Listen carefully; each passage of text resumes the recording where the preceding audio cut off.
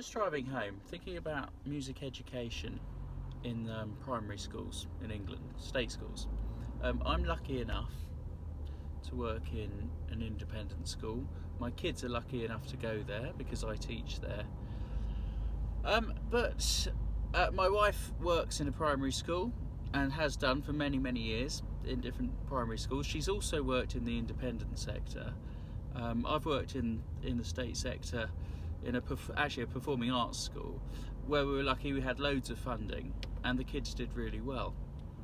And the thing that I don't really understand why the government hasn't got to grips with it is that it only actually takes one person to sort music out in a school.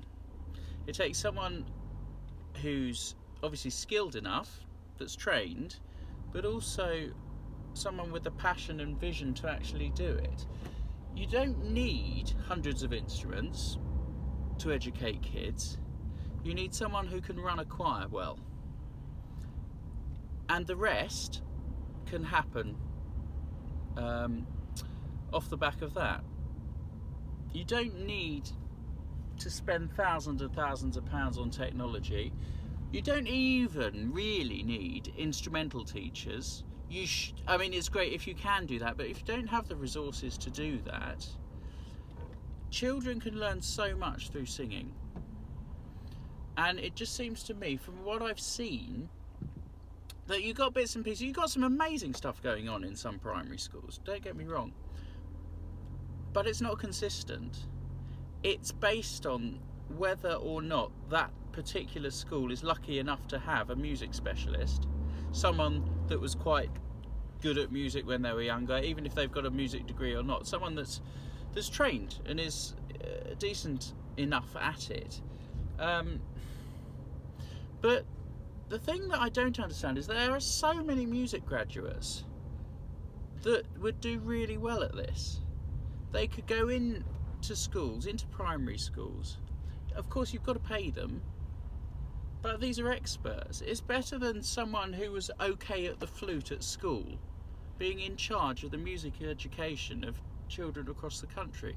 I don't understand why it's become so unimportant in the government's agenda.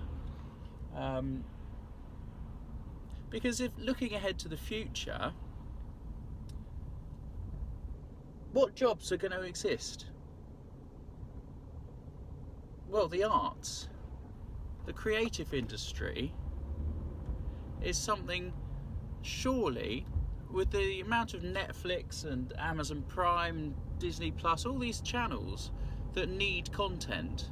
Content is being produced. We need actors, we need singers, we need musicians, composers to create this content. Yes, people will use AI for, parts of that. But I still think the general public like real people. They like content that's produced by humans. Accountancy, I'm not so sure whether I'm that bothered whether computers work something out or a human. There are plenty of jobs that we know are already being replaced with AI. I'm not sure that certainly performance of music certainly isn't going to be one of them, because people want to have real humans to watch. It's all very well AI producing records, that's fine, and record companies are presumably buying into that, but that bit of AI can't go on tour. It can't sell tickets. Are people really going to turn up to hear and watch and see that? I don't think so. I don't think you're going to find Glastonbury full of MacBooks on stage. So just from a purely financial future-proofing perspective, it makes absolutely no bloody sense that the government aren't investing heavily in those sorts of skills and areas, let alone all the cognitive benefits that we know. We know that children who study music at school do better across everything, English and maths.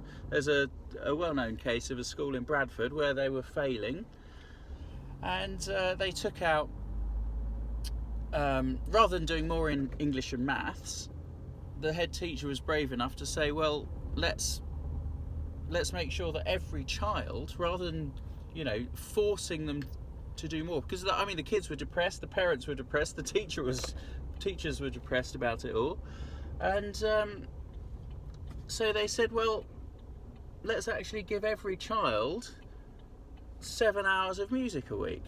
And guess what happens to their results? They all go up in English and maths, everything. We've known this for years. The government knows it, which makes me think that there's an ulterior motive, because it doesn't cost a lot of money. You need one person in each school to do this, and of course they can do other things as well, but I know for a fact if you put a person that's inspirational, that gets the school feeling good about itself, not just the kids, the teachers, the whole morale is boosted, then it's more productive, they do more.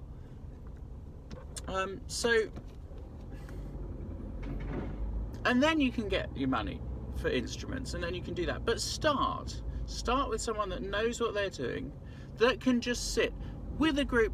I mean, I do it on a regular basis. I've got 60 kids in a room. I've got a piano there, that's fair enough. But I can teach 60 children music with a piano and me and nothing else. And anyone who knows what they're doing can do that. And there are plenty of people that can and do that. So why can't we get them into primary schools and pay them properly? Anyway, end of rant.